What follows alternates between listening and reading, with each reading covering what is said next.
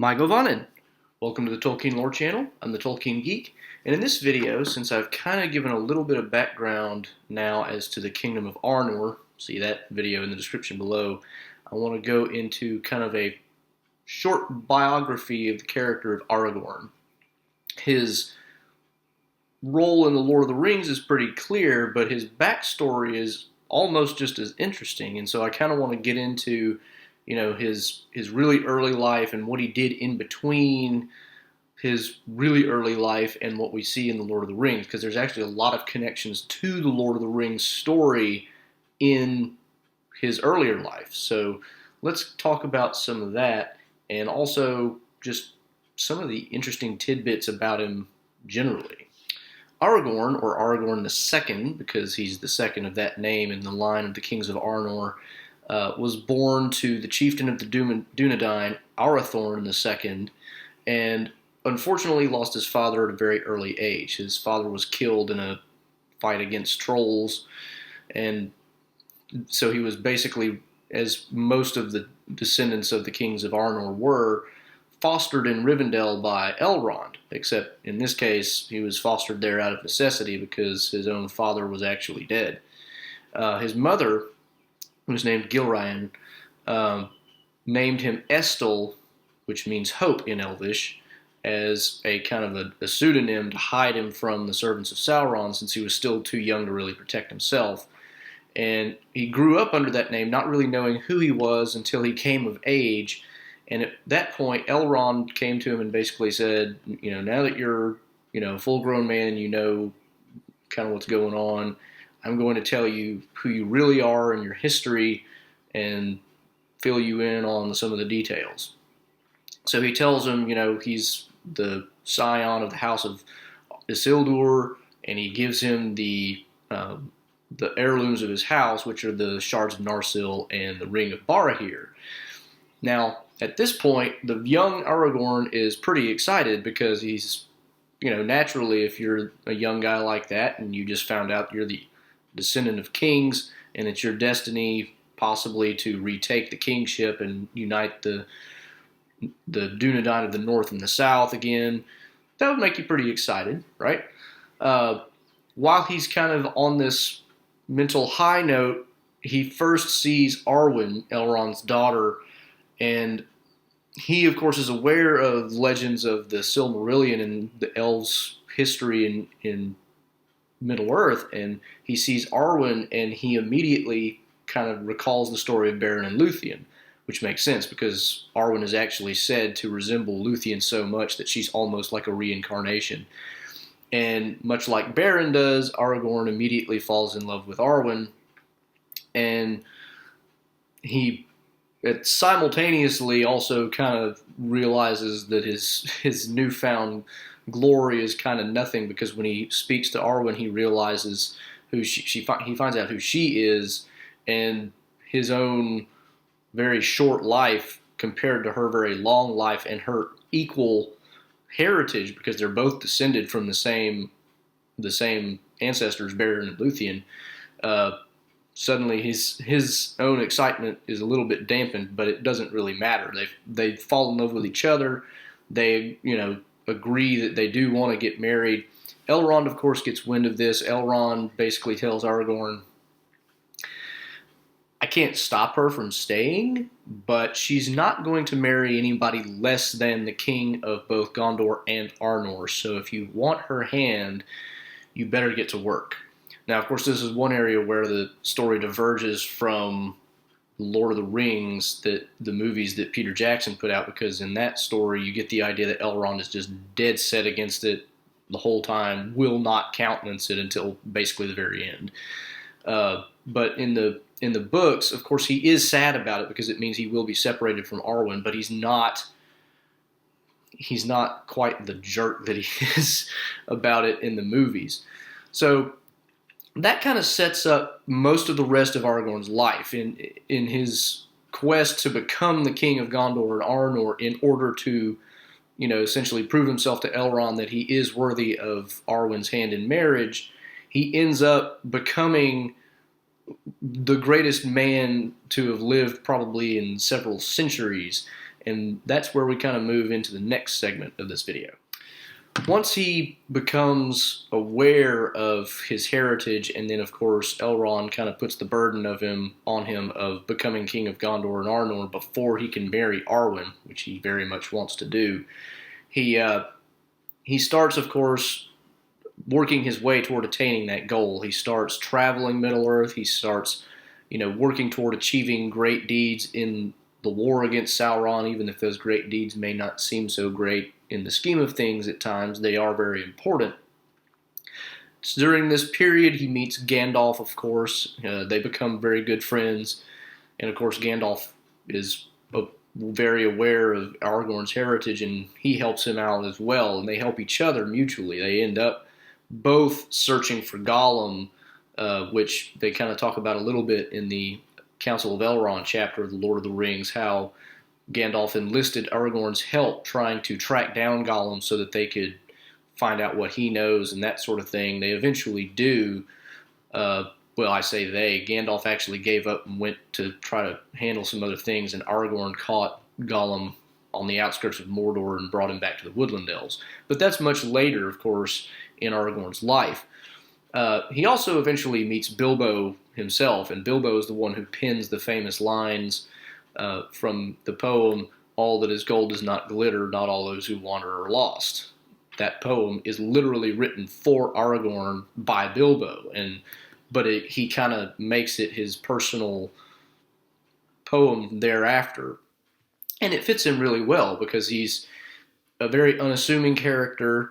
He's very, because he's a ranger and kind of wanders around and is usually muddy, dirty from travel and all this other stuff, you never really guess who he was, but if you're around him long enough, you start to realize he's important. But he comes across as just some guy, but he really is, gold in many senses of the word. He has a heart of gold. He's a very kind person when, it's appropriate, and he's also gold in the sense that he has a lot of potential even compared to his more recent ancestors in the line of the kings of Arnor. And he shows this in a number of different ways in his history. He ends up meeting Arwen again in Lothlorien, and they kind of renew their pledge to get married eventually. But more interestingly, in his kind of the middle period of his life, he ends up taking up a pseudonym of his own that he uses as a way of serving under the king of Rohan, which is Theoden's father, Thorongil, and also the steward of Gondor, Ecthelion, who was Denethor's father, during a period where things were starting to move in the direction where it was kind of obvious that there was going to be a climax, but it wasn't, the real moves on the board hadn't started yet. And so in this period, he's calling himself Thorongil, which basically means Eagle Star. And he's, like I said, he serves under both Thorongil, king of Rohan, and Ecthelion, the steward of Gondor at the time. And it's interesting, the Peter Jackson movies actually kind of bring this in a little bit in the extended cut. If you watch the extended version, Eowyn and Aragorn have a conversation where she discovers that he's 87 years old at the time, and that he's a Dunedain, obviously. And the reason this comes about is because she says, Theoden just told me that you fought with Thorongil, my grandfather. That can't possibly be right. Well, it was right, and it never comes up in the book that way. It never gets addressed, but it is entirely possible that Theoden would have known as a child of Thorongil, but he wouldn't necessarily have put that together with Aragorn because he would have been very young. Aragorn would have been much younger, even though he would have still been the full-grown man at the time. And, of course, the name would have been different, so he wouldn't have been able to associate the two. So it's not clear, but it's interesting how Peter Jackson kind of throws that in there. But, of course, Thorongil, Aragorn, under the pseudonym Thorongil, makes a lot of different attempts serving both of these two leaders to try to move them in the direction that they'll be ready for the real war when it comes. And In the case of Theoden, this mostly he just kind of serves as kind of a warrior and advisor. Ecthelion, it's more in an advisory role, and what makes it important and kind of a connection to the actual Lord of the Rings story, Ecthelion, like most men who have any significant contact with Aragorn in the story at all, ends up reaching a point where he cares a lot for Aragorn. Tolkien would, of course, use the word love, which he's using it in a word in a sense that we don't normally mean it. He doesn't mean romantic love, obviously. He means more of like a brotherly love almost. But Ecthelion comes to love him, and Denethor, who is older than Theoden and therefore a little more aware of what's going on, he notices this. He doesn't necessarily know who Aragorn really is at this point, though he later kind of finds out on his own. But he notices that the love of his father is kind of more directed toward this Thorongil character than himself, and it creates a lot of envy, and that starts to kind of form the basis of what ends up happening in The Lord of the Rings, because by that point, he does know who Aragorn is, and he probably has put together that it's the same guy. And then, of course, this leads to his denial of, the fact that Aragorn could rightfully claim the crown. He obviously doesn't really want that to happen. So there's a lot of interesting connections there. And unfortunately, he didn't inherit his father Ecthelion's greater wisdom in terms of preparing and just being of the right mindset of a steward. He is a steward, not the king. He doesn't have the right to, withhold the rulership, the kingship of Gondor from the rightful king. And yet, because of that envy, which is probably due to his own faults to begin with, it's probably not that he just was a good guy before that. But the main point is, during this period, Aragorn is doing things that are important, but also end up playing roles that are later significant. And so that's kind of what happens in the middle period of his life. And then the later period, of course, is where we get to Lord of the Rings. And I just want to point out some interesting things in that period that, to me, kind of stick out and are interesting. So as I mentioned, of course, Aragorn helps Gandalf to track down Gollum. And that's kind of where his role in the Lord of the Rings story proper really begins, even though it's before we get into the narrative. But the more interesting thing about it is, because of the difference between the character in the book and the characters portrayed in Peter Jackson's movies, you have a very different personality type.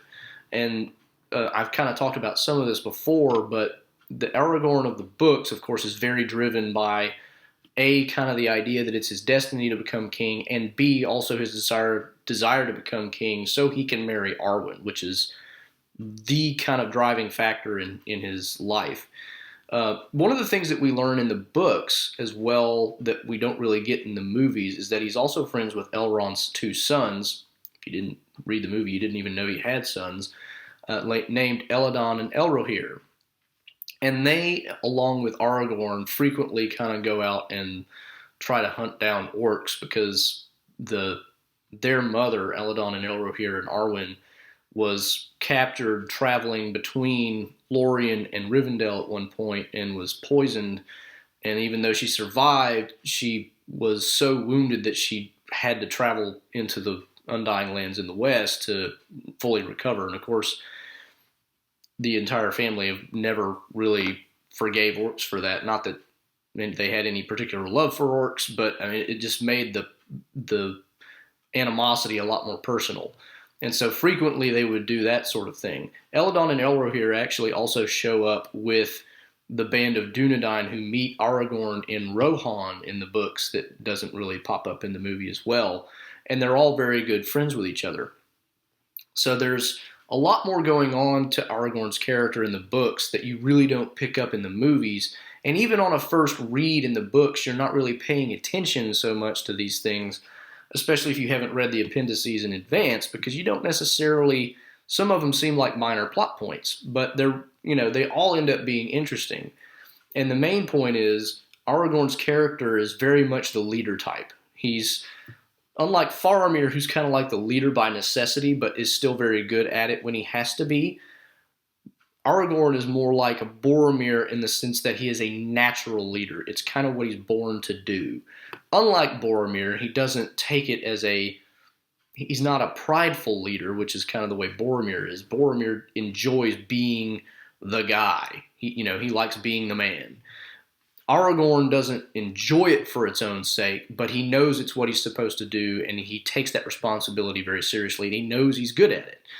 And it shows in a lot of the things that pop up in the Lord of the Rings story. So you'll get periods where, when he first meets Frodo, and even this is a little similar in the movies, but he takes a very much we're going to do this my way, and we need to do it now type approach.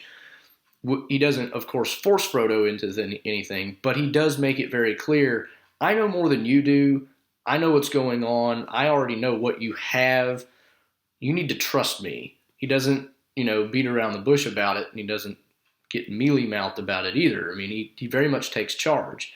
And this is kind of why the way Peter Jackson takes his character is a little weird, because he starts off kind of similar, but then kind of does almost a 180.